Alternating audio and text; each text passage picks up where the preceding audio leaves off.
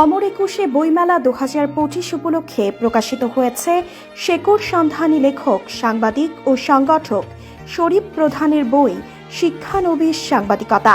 বইটি প্রকাশ করেছে প্রকাশনা প্রতিষ্ঠান প্রতিভা প্রকাশ।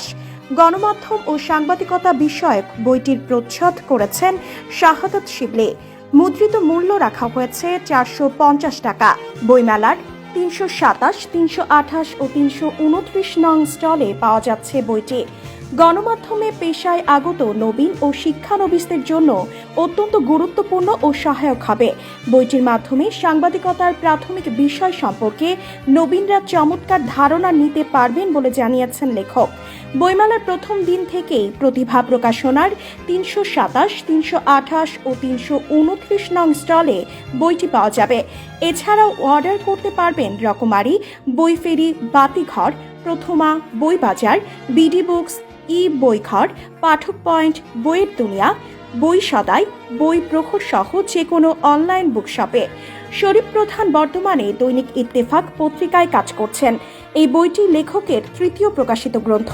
এর আগে আঞ্চলিক ইতিহাস, ঐতিহ্য ও সংবাদপত্রে প্রকাশিত উন্নয়নমূলক প্রতিবেদন নিয়ে ২০১৫ সালে প্রকাশিত হয় পজিটিভ দাউদকান্দি নামে বই এবং তথ্য গবেষণা ও আঞ্চলিক বংশভিত্তিক ইতিহাসের বই কাদিয়ার ভাঙ্গা প্রধান বংশের ইতিকথা নামের বইটি লেখকের প্রথম প্রকাশিত গ্রন্থ।